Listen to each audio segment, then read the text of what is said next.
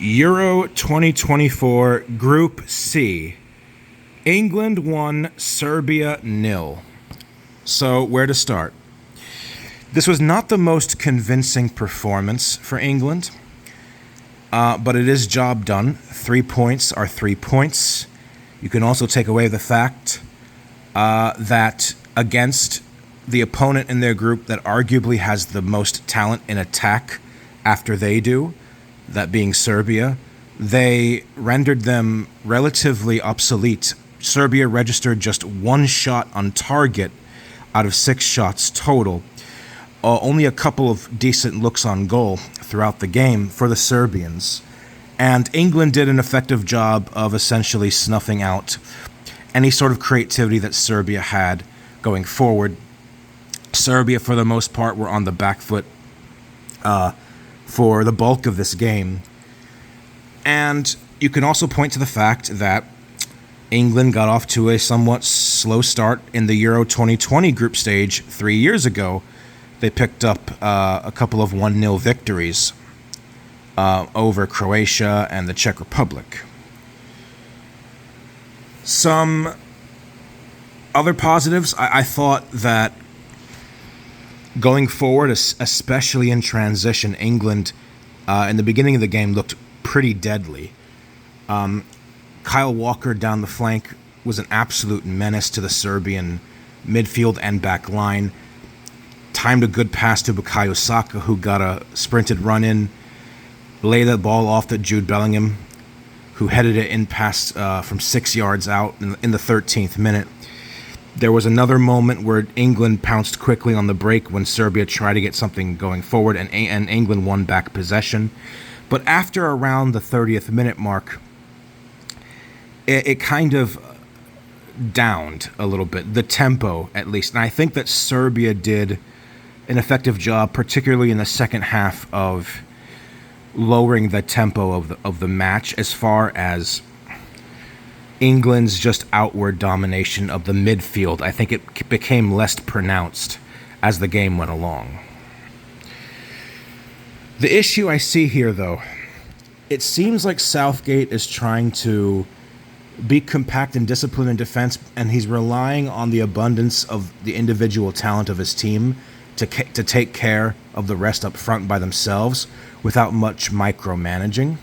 A lot of the time he gets accused of reverting back to pragmatism and having a very conservative approach for such a wealth of riches for England going forward. But I feel like Southgate tends to fall into this trap where, because international players don't train together every week, they don't have that level of chemistry to pull off what a club does.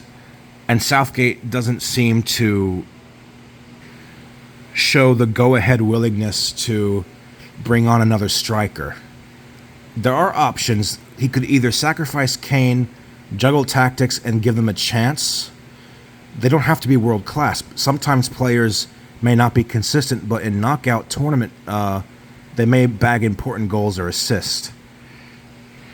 You can argue that both Kane and Foden should not have played the full 90 minutes. Kane, for large stretches of the game, was rendered a somewhat non-existent factor in the first half, and I think he touched the ball just a couple of times. He picked up a bit at the end, but he should have been subbed well before that, in my opinion. I'm not really sure what Ollie Watkins has to do to get minutes. I'd like to see him enter the pitch at one point or another. And I can see why Southgate gets accused of having a very cowardly sort of disposition as a manager to make those in big game bold decisions. He plays it very safe, and it's quite devastatingly effective for the most part in knockout stage football, but a lot of the time it does not win you championships. This is a side that remains very talented, but Southgate kind of lets them drift back, and he won't drill them more firmly to press teams. He orders them to drift back, and every time that England gets a lead, it almost feels like it's suddenly time to defend, to sort of like revert into a shell. But there are positive signs. I mean, I think Jordan Pickford was excellent again. The back line did hold up. Trent Alexander-Arnold in midfield is not a great fit, but Saka and Bellingham did cook in this game. I thought they were standout. I can understand the inclusion of Declan Rice, of course, but I do wonder if Grealish and Rashford would make an impact as substitutes in a way that would have allowed England to free up more space and to get more goal-scoring opportunities than they did, especially in the second half. I do worry for England down the line in this tournament, especially at the back, where they'll come up against a team that can exert themselves more than Serbia were able to today. So I'm also looking at the whole Luke Shaw situation to see if he'll be fully fit. But I don't know. It's early. We have to see how the rest of the group transpires to have a real assessment of this England side. It's not a convincing performance, but it was efficient enough. Serbia, I think you kind of have to be okay with this result. It's frustrating because you'll feel at moments you could have tied this match. You did have opportunities come your way. But I was expecting a Serbian side to have no discipline whatsoever at the back line. This was a team that was leaking in goals prior to this tournament.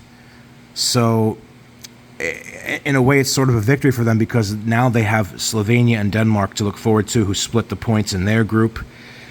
On paper, Serbia may be the second best side in terms of offensive firepower, and I think they will score. I think they will threaten, and they put themselves in sort of a confident boosting situation here because they held their own, and they were only barely second best on the night. I mean, there were two pretty big chances for Serbia in this game to equalize. Mitrovic with that scare in the 20th minute. He tried to tug it into the near side, but he just put it wide. That caused England to really get stretched out wide for a moment. In the 82nd minute, late on, you had Vlahovic. He let loose an absolute rocket and it forced Pickford into tipping it over the bar. Pickford had to outstretch his arm and to keep that from going in. And I think Serbia put on a very respectable display, counter to what we're used to seeing from them as of recently. So, in a way, I think Serbia can look at this as somewhat of a soft victory heading into the next group games.